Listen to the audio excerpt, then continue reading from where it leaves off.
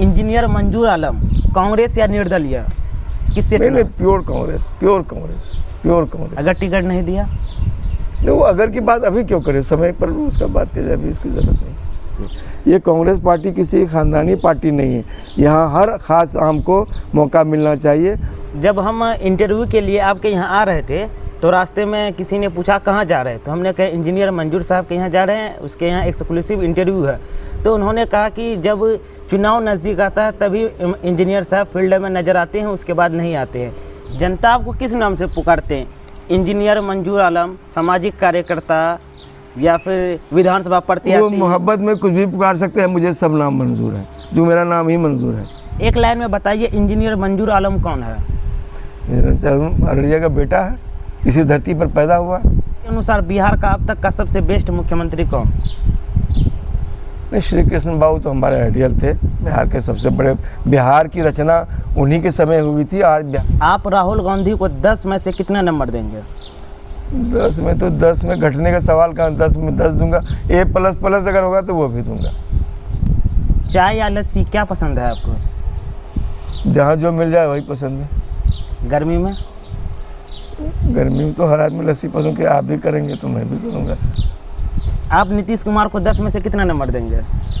नहीं, नीतीश कुमार जी देखिए, वो तो चुके, देखिए वो तो बेसिकली वो भी एक इंजीनियर है, जहाँ से मैं पढ़ा हूँ वहीं से वो हमारे सीनियर रहे हैं। अच्छा। उन्होंने, हाँ, एक विजनरी आदमी थे, उन्होंने भी काम किया, बट उनकी मजबूरी, उनका जो गठबंधन है वो असल उनका जो बेड़ा गर्क करा रहा है वो गठबंधन की वजह से। और आज के डेट में थोड़ी मानसिक स्थिति भी उनकी सही नहीं है। और वो हमारे, देखिए राजनेता ये अलग चीज़ है, हमारे वो सीनियर भी रहे हैं। ऐसा तो दिन अवश्य, देखिए वो उनका राजनीतिक जो प्लेटफॉर्म है बिल्कुल अलग है, वो अलग कर रहे हैं। हमारे इसमें उनका कोई ये नहीं है, इसलिए हम उनको नंबर देने वाले कोई नहीं। सलाम आदाब, मैं हूं आमिर रज़ा और आप देख रहे हैं अररिया लाइव। अररिया लाइव में आप सभी दर्शकों का स्वागत है। अभी हमारे साथ है अररिया विधानसभा के संभावित विधानसभा प्रत्याशी इंजीनियर मंजूर साहब। आइए हम इनसे खास बातचीत करते हैं। अररिया लाइव में सर आपका स्वागत है। आपका भी बहुत बहुत धन्यवाद और स्वागत। कैसे हैं सर? बहुत अच्छा हूँ। आप देख रहे हैं कि पिछले 10 दिनों से मैं पूरा बकरीद के पहले जब आया हूँ तो लगातार अररिया में अपने क्षेत्र में भ्रमण कर रहा हूँ, दौरा कर रहा हूँ, लोगों से मिल रहा हूँ और बहुत अच्छा हूँ। प्रचंड गर्मी में किस तरह तैयारी चल रही है आपकी? देखिए, हम लोग तो चूँकि पेशे से मैं इंजीनियर हूँ तो गर्मी धूप का तो मेरा काम ही है। तो आपको ये जानकर बहुत ये होगा कि मैं ये लगातार बकरीद के बाद से, तो आप देख रहे हैं किस तरह की गर्मी पड़ रही है। मैं लेकिन सुबह 7 बजे 8 बजे निकलता हूँ और रात में 11 बजे तक मैं क्षेत्र से लौटता हूँ। तो ये मेरा चल रहा है, तो उसमें कहीं कोई कोताही कमी नहीं हो रही है और मुझे ये पता भी नहीं चल रहा कि गर्मी है कहाँ। आपका राजनीतिक सफ़र कैसे शुरू हुआ? क्या कांग्रेस से जुड़ाव पारिवारिक था या वैचारिक? नहीं, कांग्रेस से तो जुड़ाव पारिवारिक भी रहा है, क्योंकि मैं तो जहाँ पैदा हुआ हूँ वो तो कांग्रेस की धरती रही है एक। और दूसरा मेरा ससुराल जो है, जहाँ हमारी शादी हुई चंद्रदय, मैं जमीलुर रहमान नसीमुर रहमान का दामाद हूँ, तो हमको ससुराल से भी राजनीति मिली है।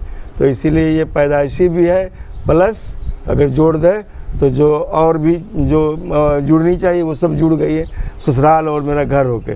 तो 100% राजनीति भी है और इसीलिए ये ऐसा कुछ नहीं है कि मैं ये कह सही हूँ, तो जन्मजात हूँ। यानी राजनीति आपको विरासत में मिला है? बिल्कुल विरासत में मिला जी। इंजीनियरिंग की पृष्ठभूमि से राजनीति में आने का फैसला क्यों किया? नहीं, ये तो बड़ी लंबी कहानी है। अगर मैं सच बताऊँ तो हमारे ससुर मोहतरम नसीमुर रहमान के बारे में आप जानते होंगे कि जमीलुर रहमान के बाद उनका जो करियर था राजनीति के, जमीलुर रहमान के सारी चीज़ों को वो संभालते थे। लेकिन नौकरी में रहने की वजह से उनकी मजबूरी थी जो वो तुरंत राजनीति में नहीं आ पाए, लेकिन उनके खून में राजनीति बसा हुआ था। उनकी जब उपेक्षा हुई और उनके पीठ में, मैं इस तरह कहूँगा कि खंजर घोंपा गया, जिस वक्त टिकट देने की बारी थी तो उनको नकारा गया। अब बहुत वजह बहुत सारी है, मैं उसमें नहीं जाऊँगा। तो वो दर्द मैं महसूस करता हुआ हूँ, चूँकि मैं उस परिवार का सदस्य हूँ। तो मुझे ये एहसास हुआ कि अगर हमारे जो मोहतरम को ये मौका नहीं मिला, तो अगर अल्लाह ने हमको वो सलाहियतें दी हैं और वो चीज़ें हमारे पास अवेलेबल है, तो मैं इसको एक चैलेंज के रूप में मैं लेता हूँ और मैं इसको करूँगा। उसी के तहत मैं यहाँ पर आया हूँ, आज आपके सामने खड़ा हूँ। अररिया विधानसभा से आप चुनाव क्यों लड़ने के लिए तैयार हैं? अररिया तो मेरा घर है, बिल्कुल नेचुरल चुनाव होगा कि जहाँ मेरा घर है, जहाँ मेरी पैदाइश हुई, मेरा ससुराल भी यहीं है, मेरा घर भी यहीं है, तो ये तो नेचुरल चॉइस है। अररिया की सबसे बड़ी समस्या आपके अनुसार क्या है और उसका समाधान कैसे संभव है? अररिया का जो है, देखिए, सबसे पहला जो है गरीबी, बेरोज़गारी, अशिक्षा, है ना, हेल्थ, माइग्रेशन और फ्लड का डिवास्टेशन, क्योंकि ये सीमांचल का इलाका जो बाढ़ ग्रसित इलाका है, तो ये फ्लड का डिवास्टेशन, कनेक्टिविटी की कमी, रोज़गार की कमी, तो ये सारे मुद्दे हैं। ये agricultural area, agriculture based area, खेतिहर किसान मजदूर 80-90% लोग उसी पर डिपेंड हैं, खेती पर डिपेंड हैं, तो उनका अपना एक अलग समस्या है। और मैं भी एक किसान का बेटा हूँ, तो मुझे भी ये सारी समस्याएं पता है। तो ये सारी चीज़ें हैं, वो कोई एक मुद्दा नहीं है। मुद्दा में गिनाने लगूँ तो लगता है घंटा भर लग जाएगा मुद्दा गिनाने में, लेकिन मैं सिर्फ मुद्दा नहीं गिनाना चाहता, मैं हर का सॉल्यूशन भी, अगर हमको मौका मिलेगा, पार्टी हमको मौका देगी और यहाँ की जनता अगर हमको मौका देगी, तो मैं करके दिखाऊंगा कि ये सब मुद्दों का सॉल्यूशन भी मेरे पास। जैसे मैं एक एज फॉर एग्जांपल एक चीज़ आपको कह रहा हूँ कि शिक्षा बहुत बेसिक चीज़ है। तो शिक्षा पर के लिए क्या चाहिए? बेसिक इंफ्रास्ट्रक्चर चाहिए, अच्छे टीचर्स चाहिए, अच्छा माहौल चाहिए और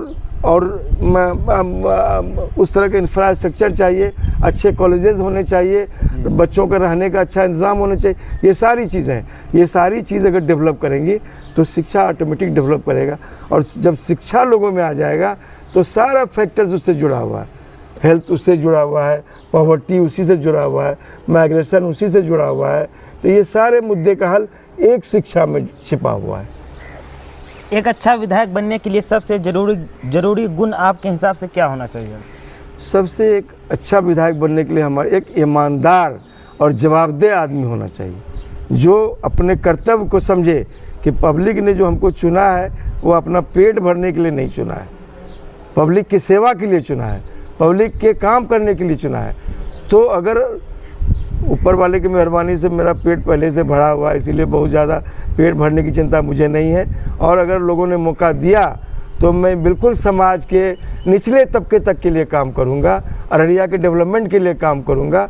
मैं बिल्कुल आपको एक छोटी सी मिसाल देना चाहता हूं कि किशनगंज और अररिया दोनों ज़िला एक साथ बना है। अगर आप देखेंगे आज किशनगंज आपको कहाँ खड़ा है और अररिया आज पे पूरे हिंदुस्तान में अररिया सबसे नीचे ज़िले में अररिया का शुमार है। क्या वजह? इसके लिए कौन जिम्मेदार है? इसके लिए कौन जिम्मेदार है? तो इसका सवाल का जवाब कहीं ना कहीं इसमें छिपा है। तो अगर मुझे मौका मिलेगा तो मैं उस सवाल के जवाब को देने की कोशिश करूँगा। पिछले विधानसभा चुनाव में 2020 में आपने भी काफ़ी मेहनत किया था, लेकिन टिकट नहीं मिला था। इस बार क्या रुझान लग रहा है आपको? नहीं, पिछला बार का चुनाव में बहुत पहले से मैं 2-3 महीना पहले ही लगा था, तो बहुत समय नहीं। राजनीति देखिए, ये पार्ट टाइम करने की चीज़ नहीं है। राजनीति जो है पार्ट टाइम करने, राजनीति फुल टाइम की चीज़ है। तो जब पिछले बार मैंने महसूस किया कि नहीं, मैं बहुत शॉर्ट पीरियड के लिए सब लोगों को अपनी बात, अपनी आवाज़ लोगों तक नहीं पहुंचा, मैं लोगों से खुद नहीं मिल सका। अच्छा। तो लेकिन इस बार मैं पिछले 4 साल से लगातार लोगों से मिल रहा हूं और ये 8-10 महीने से तो लगातार हर पंचायत में, हर मोहल्ले में जाने की कोशिश कर रहा हूं, लोगों से बातें, प्रॉब्लम उनका सुन रहा हूं, समझ रहा हूं, उसको दूर करने की कोशिश कर रहा हूं। इसीलिए पिछले से इसकी तुलना नहीं कीजिए। ये बिल्कुल आज का मंजूर आलम बिल्कुल बदला हुआ है और लोगों से जुड़ा हुआ है और लोगों की आवाज़ है। जब हम इंटरव्यू के लिए आपके यहाँ आ रहे थे तो रास्ते में किसी ने पूछा कहाँ जा रहे हैं, तो हमने कहा इंजीनियर मंजूर साहब के यहाँ जा रहे हैं, उसके यहाँ एक्सक्लूसिव इंटरव्यू है। तो उन्होंने कहा कि जब चुनाव नज़दीक आता है तभी इंजीनियर साहब फील्ड में नज़र आते हैं, उसके बाद नहीं आते हैं। नहीं, ऐसे लोगों के लिए मैं जवाब देना मुनासिब नहीं समझ। देखिए, पक्ष और विपक्ष दोनों होता है। हो सकता है कि वो जिनसे आप पूछे हैं वो हमारे विरोधी दल के लोग हों तो वो तो बोलेंगे, लेकिन उनको अगर ये समझ अगर होगी कि चुनाव के समय आते हैं तो जितना काम मैंने अपने इलाके के लिए किया है, जो काम कर रहा है वो चुनाव के समय नहीं हो सकता है। जैसे एजुकेशन के लिए मैंने इतना बड़ा हब बनाया और 1 एकड़ अपनी ज़मीन दी और 20 करोड़ का मोटा मोटी सरकार का फंड लेके काम शुरू कराया, मदरसा बनाया, हेल्थ सेंटर बनाया, एजुकेशन पर काम कर रहे हैं। बाढ़ के लिए जो हमारा गांव जो पूरा नदी के कटान के मुहाने पर था उसको बनाया। तो ये तो बिल्कुल निराधार बात है और मैं इन बातों में नहीं पड़ना चाहता।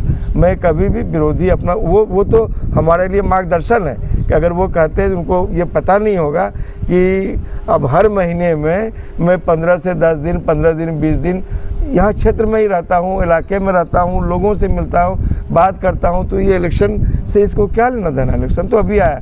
मैंने ये 6 एकड़ ज़मीन दी वो तो 10 साल पहले दी है और वहाँ 10 साल से लगातार काम कर रहा हूँ। तो ये तो इसका जवाब ये आप लोग दें, आप लोग बताएं कि भाई क्षेत्र में कहाँ कब नहीं रहते हैं। ये इलेक्शन का मुद्दा कोई मुद्दा नहीं।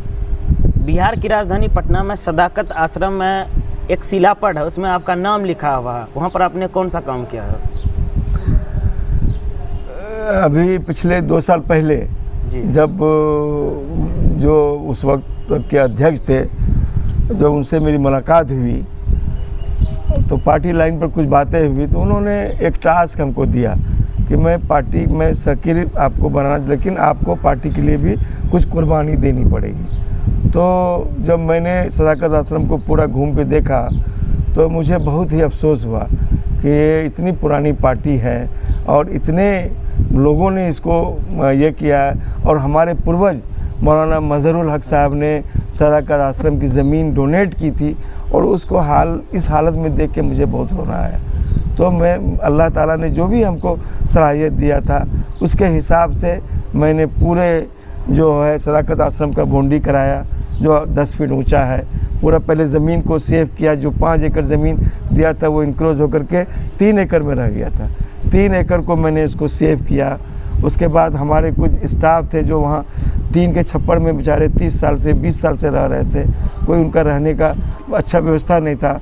तो जब ये सब बातें हुई तो एक 8 फ्लैट 1 बेडरूम का एक drawing room, dining room, kitchen, toilet मैंने स्टाफ को वहाँ का बना के डोनेट किया, जिसका उद्घाटन हमारे सम्मान्य नेता राहुल गांधी जी ने किया और उनके हाथों से कर कमलों द्वारा उसका उद्घाटन हुआ। और मैंने उन लोगों को वहाँ पर जाके बता दिया। मेरी दिली खुशी है कि हम अपने पार्टी के लिए कुछ करने का हमको मौका मिला, मैंने काम किया। जब सदाकत आश्रम के लिए मैं कर सकता हूँ तो जो क्षेत्र मेरा घर जहाँ मैं पैदा हुआ हूँ, जिसका दर्द लेके मैं ये हुआ हूँ, इसको मैं कैसे छोड़ सकता हूँ। तो इसके लिए भी मैं अगर मौका मिलेगा तो बिल्कुल काम करूँगा और आप लोग यकीन रखें कि ईमानदारी के साथ काम करूँगा, ईमानदारी के साथ काम करूँगा। अररिया की जनता के लिए अभी तक आपने कौन कौन सा काम किया है उसको थोड़ा गिनाइए, हमारे दर्शकों को बताइए। सबसे पहला काम तो हम अपने घर से ही शुरू करेंगे। जो मेरा अगर ये जो नदी जो पनार इतनी विध्वंसक नदी है, जिस तरह से वो चल रही थी, अगर वो उसको उस शक्ल में रहने दिया था, मेरा गांव आज जहाँ अब मेरा घर है वो घर नहीं रहता। वो आज से 4 साल पहले 5 साल पहले वो वॉश आउट हो गया रहता और वो नदी जाकर कोसी धार में मिलती और वो जाके पूर्णिया तक तबाह करती। इसके पिछले 10 साल से मैं इस पर काम कर रहा था और अल्लाह ने हमको, जब हमारे कमिश्नर मिनहाज साहब पूर्णिया आए थे 15 दिन के लिए, तो मैंने उनको यहाँ बुलाया, दावत दी, वो आए और पूरे इंजीनियर्स की पूरी टीम को, चीफ इंजीनियर पूर्णिया से सारे टीम लेके यहाँ स्कूटी इंजीनियर सारे लोग आए। सब लोगों ने देखा, कहा कि ये तो बहुत बड़ा इशू है। और कमिश्नर साहब ने उसी वक्त डीएम साहब को लिखा और डीएम साहब ने यहाँ से सचिवालय तक लिखा और वहाँ चूँकि हम उस विभाग में इंजीनियर थे, जो हमारा अपना असर रसूख था उसको ये करके हमने उस प्रोजेक्ट को इम्प्लीमेंट कराया, सेंक्शन कराया, काम कराया। और आज आप मेरा गांव देखेंगे, जाएंगे तो महसूस करेंगे कि गांव बिल्कुल सुरक्षित हो गया है। एक बहुत बड़ा काम मैंने वहाँ किया। एजुकेशन के फील्ड में 6 एकड़ 5 एकड़ ज़मीन हमने देकर वहाँ बहुत बड़ा एक मदरसा कायम किया है और अभी 1 एकड़ ज़मीन गवर्नर के नाम से रजिस्ट्री किया है, जहां 8 करोड़ का लड़कों का हॉस्टल बन रहा है और बहुत जल्द 150 बेड का लड़कियों के लिए हॉस्टल 12 करोड़ का वो भी जल्द शुरू होने वाला है। और बहुत जल्द मैं आपको यकीन दिलाऊंगा कि लड़कियों के लिए CBSE स्कूल मैं बहुत जल्द शुरू करने जा रहा हूं बनाने के लिए। ये तो एजुकेशन के लाइन पर। और उससे पहले कोरोना पीरियड में 18 मकतब हम चला रहे थे पूरे इलाके में, जिसकी पूरी निगरानी हम अपने सेंटर से कर रहे थे। दारा फजलुल कुरान सेंटर जो है हेडक्वार्टर वहाँ से हो रही थी, लेकिन कोरोना की वजह से सारा चीज़ जो छिन-भिन हुआ है उसको हमको जोड़ने में थोड़ा वक्त लग रहा है।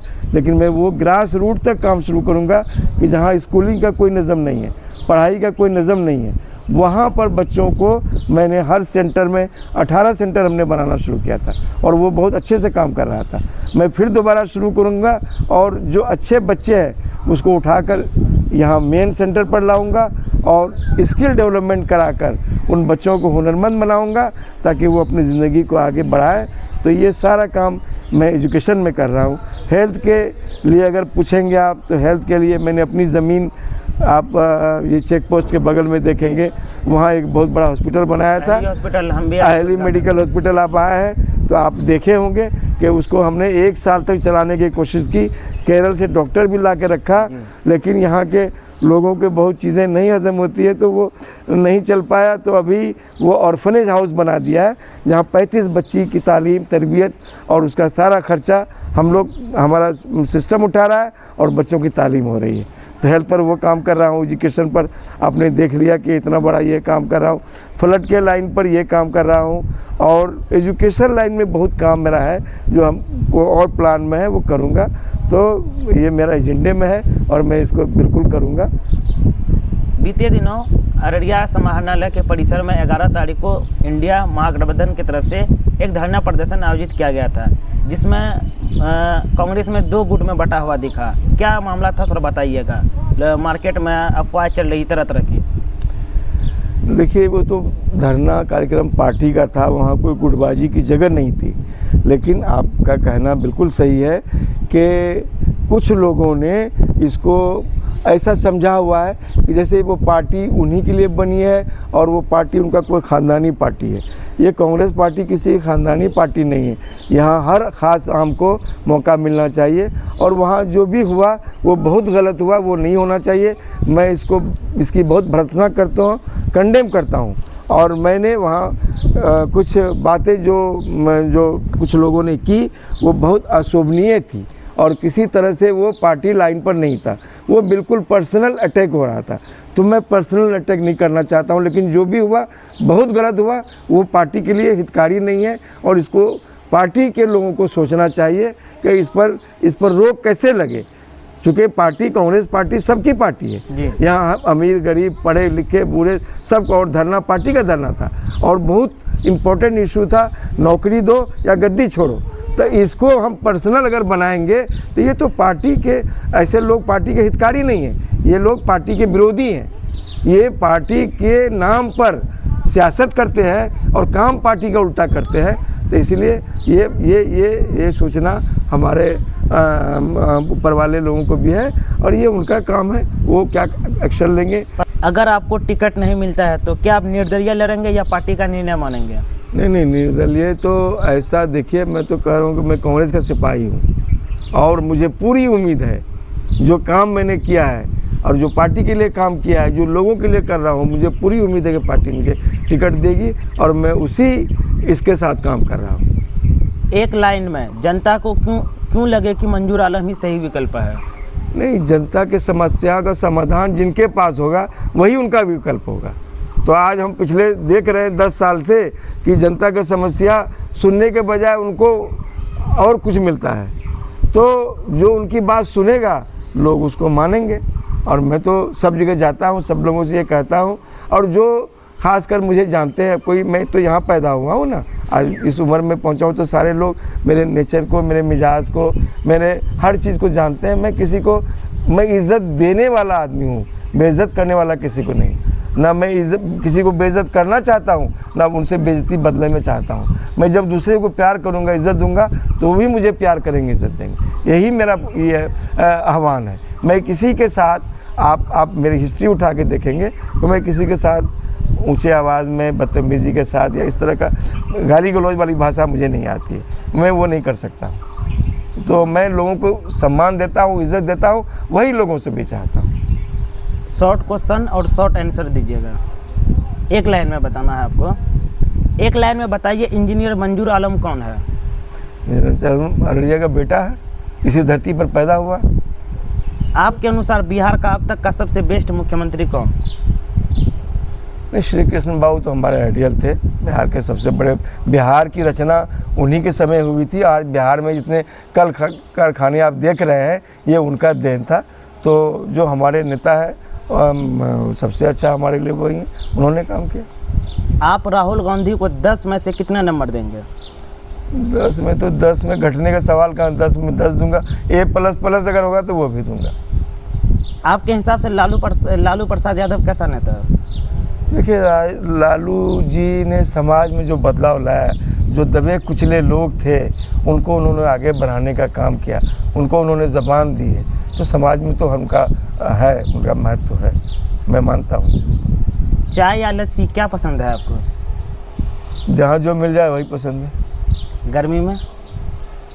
गर्मी में तो हर आदमी लस्सी पसंद किया, आप भी करेंगे तो मैं भी करूँगा। आप नीतीश कुमार को 10 में से कितना नंबर देंगे? नहीं, नीतीश कुमार जी देखिए वो तो चुके, देखिए वो तो बेसिकली वो भी एक इंजीनियर है, जहाँ से मैं पढ़ा हूँ वहीं से वो हमारे सीनियर रहे हैं। अच्छा। उन्होंने, हाँ, एक विजनरी आदमी थे, उन्होंने भी काम किया, बट उनकी मजबूरी, उनका जो गठबंधन है वो असल उनका जो बेड़ा गर्क करा रहा है वो गठबंधन की वजह से। और आज के डेट में थोड़ी मानसिक स्थिति भी उनकी सही नहीं है। और वो हमारे, देखिए राजनेता ये अलग चीज़ है, हमारे वो सीनियर भी रहे हैं और हमारे ये भी हैं, तो उनके बारे में बहुत कुछ मैं नहीं कहूँ। टेलीफोन पर बात होता है नीतीश कुमार से? नहीं, उनके सामने मैंने मिलके ये समस्या, नदी वाली समस्या के लिए मैं उनसे मिला था, तो उन्होंने, कमिश्नर साहब उस वक्त थे, वो जो थे, क्या नाम था उनका, नहीं सुबानी साहब के बाद में थे वो, अमानुल्लाह साहब, हाँ। अफजल अमानुल्लाह, हाँ, अफजल अमानुल्लाह साहब कमिश्नर थे इरिगेशन। मैंने उनके पास हमको भेजा था, उन्होंने समस्या को सुना था, लेकिन समाधान नहीं कर पाए, बट बाद में उसका समाधान हुआ। सोनिया गांधी को 10 में से कितना नंबर देंगे? 10 का वो भी प्लस वाली। असदुद्दीन ओवैसी? असदुद्दीन ओवैसी देखिए वो उनका राजनीतिक जो प्लेटफॉर्म है बिल्कुल अलग है, वो अलग कर रहे हैं, हमारे इसमें उनका कोई ये नहीं है, इसीलिए हम उनको नंबर देने वाले कोई नहीं। इंजीनियर मंजूर आलम कांग्रेस या निर्दलीय, किससे? नहीं, pure Congress, pure Congress, pure Congress. अगर टिकट नहीं दिया? नहीं, वो अगर की बात अभी क्यों करें, समय पर उसका बात की जाए, अभी इसकी ज़रूरत नहीं। बचपन में आप कौन सा गेम खेलते थे? बचपन में देखिए हम लोग तो जिस परिवार में थे, तो ये जहाँ मेरा घर है, तो वहाँ तो बहुत बड़ा खेल के लिए मैं आपको बताऊँ, कल मैंने यहाँ हमारे बगल के गांव में वो क्रिकेट का एक मैच बच्चों ने किया, तो वो बच्चे आए थे, हाँ, टूर्नामेंट शुरू किया, तो मैं वहाँ गया था, मैंने फीता उता काटा, बच्चों को प्रोत्साहित भी किया। सब बच्चों ने डिमांड किया कि हम लोगों को खेल का मैदान मिलना चाहिए। हम लोगों ने यही कहा कि यार अभी तो मैं उस पोजीशन में नहीं हूँ, लेकिन तुम्हारा मांग बिल्कुल सही है और वो होना चाहिए। तो जब अगर मौका मिलेगा तो हम इन बच्चों के लिए बिल्कुल काम करेंगे। आपकी पसंदीदा डिश, भोजन? सादा खाना खाता हूँ, ऐसा कोई पसंद को नहीं, जो मिल जाए वो सब चीज़ पसंद है। दावत में नहीं जाते हैं? दावत में बिल्कुल जाते हैं, कहीं नहीं जाते हैं। वहाँ तो फिर शाकाहारी? ऐसा कुछ शाकाहारी भी खाता हूँ सब। आपके ससुर का नाम जमीलुर रहमान था, तो और आपने जब अहमद पटेल से मिले थे वो कहानी बता दीजिए, मुझे आधा अधूरा पता है। अब वो पुरानी बातें हो गई, उसको रहने दीजिए, लोगों को मालूम हो सके कम से कम। नहीं, हम जब पिछले दिनों मिले थे अहमद पटेल साहब से, तो उन्होंने मुझे काफ़ी उत्साहित किया था, और अल्लाह को नहीं ये था, वो उसी वक्त कोरोना उनको हुआ और वो इंतकाल कर गए। जो वादा उन्होंने मुझसे किया था वो उसमें वफा नहीं कर पाए, बस इतनी बार। लेकिन उनकी मोहब्बत मुझे बहुत मिली थी, और वो चूँकि हमारे ससुर जमीलुर रहमान साहब के उनकी बहुत इज़्ज़त और बहुत दिल में उनकी मोहब्बत थी। जब उनको मालूम हुआ कि मैं उनका दामाद हूँ, तो उन्होंने मुझे बहुत इज़्ज़त दी थी, बहुत इज़्ज़त दी थी। उसका मैं बहुत शुक्रगुज़ार हूँ कि उन्होंने मुझको बहुत ज़्यादा इज़्ज़त दी थी। उन्होंने आपको कहा भी था मेहनत कीजिए, फील्ड पे जाइए, ऐसा कुछ कहा था? बिल्कुल कहा था। उनके कहने पर ही मैं आकर के पूरे पोस्टर प्रचार जो किया था, मैंने कहा था कि जिनके थ्रू हम मिले थे उन्होंने उनको कहा था कि इस बच्चे को हमको, लड़के को आगे बढ़ाना है, इसको जाके बोलो क्षेत्र में काम करें। लेकिन मौका नहीं मिला, अल्लाह ने मौका नहीं दिया, वो नहीं रह पाए। अगर वो सलामत रहते और टिकट बंटवारे में रहते तो हो सकता है, कुछ भी हो सकता था। मैं अभी उसके बारे में, जो चीज़ बीत गई वो बीत गई। इधर हाल फिलहाल में राहुल गांधी से कुछ बात हुई है? देखिए, राहुल गांधी हमारे सम्मानित बहुत बड़े नेता है। हम लोग तो अदना कार्यकर्ता है, बहुत छोटे से इसमें है। उसकी एक कड़ी है, चैन है, सिस्टम है। उस सिस्टम में उस तरह के, जैसे उद्घाटन जिस टाइम में हुआ था, वह हमारे जो अध्यक्ष थे और जो CLP लीडर थे शकील भाई, हमसे उनको मिलवाया था। उन्होंने कहा था राहुल गांधी जी से कि इन्होंने ही ये सदाकत आश्रम को बनाया, रचाया बसाया। उन्होंने हाथ बढ़ाया, मैंने हाथ मिलाया, मेरा वो शुक्रिया अदा किया था। तो जब जैसा मौका होता है, यहाँ भी अररिया जब प्रोग्राम हुआ था तो वहाँ भी मैं था। आप उनके साथ मेरा एक फोटोग्राफ भी देखेंगे। तो जब जैसा मौका होता है तो मैं करता हूँ। अब तो जनता आपको किस नाम से पुकारते हैं? इंजीनियर मंजूर आलम, सामाजिक कार्यकर्ता, या फिर विधानसभा वो प्रत्याशी? मोहब्बत में कुछ भी पुकार सकते हैं, मुझे सब नाम मंजूर है, जो मेरा नाम ही मंजूर है। अररिया विधायक बनते ही 100 दिनों के अंदर आप कौन सा काम करेंगे? नहीं, वो तो सारा एजेंडा बनेगा, बिल्कुल सिस्टमेटिक वे में काम होगा। वो कोई, चूँकि हम लोग प्लान वर्क के काम करने वाले, हमारी पूरी टीम है। मैं उस टीम में अकेला नहीं हूँ, मेरी पूरी टीम है। उसमें सारे एजुकेटेड लोग, सोशल लोग, सामाजिक लोग सब रहेंगे और उनके साथ मिल के प्रोग्राम बनेगा। और जो अगर सरकार हमारी बनी तब तो हमारी आवाज़ होगी, और अगर जो जिस तरह का हमको रोल मिलेगा हम लोग करने की कोशिश करेंगे। आखिरी में अररिया विधानसभा के लोगों को क्या मैसेज देंगे? बिल्कुल ये मैसेज देंगे कि जिस मोहब्बत से वो लोग हमको मिल रहे हैं, जो हमारा साथ दे रहे हैं, मैं उससे बिल्कुल उन लोगों का जितना भी शुक्रिया अदा करूँ कम है। जहाँ भी मैं जाता हूँ वहाँ भीड़ लगती है और हर लोग कहते हैं कि आप बस खाली मैदान में आइए, हम लोग आपके साथ हैं। तो इससे बड़ी मोहब्बत और क्या हो सकती है? वो मुझे हर जगह देखने में मिल रहा है और इसके लिए मैं हर लोगों का, अररिया विधानसभा के क्षेत्र के लोगों का बहुत शुक्रगुजार हूँ। इतनी मोहब्बत, इतना प्यार वो लोग दे रहे हैं, इसको मैं महसूस कर रहा हूँ और वक्त आने पर उनको लौटाऊंगा। चलिए ठीक है, हमसे बात करने के लिए चलिए बहुत बहुत शुक्रिया आपका। कैसा लगा बात करके? नहीं, बहुत बेहतरीन। जो बेसिक मुद्दा, जो सवाल आप लोग उठा रहे हैं, मुझे बहुत पसंद है। और जब तक सवाल नहीं उठाएंगे तो हम लोगों को जवाब भी तो खोजना पड़ेगा ना। तो जवाब जो मेरे लिए, तो कहीं कोई तैयारी मेरी थी नहीं, जो आपने सवाल पूछा जो मेरे दिल में था मैंने वो बताया।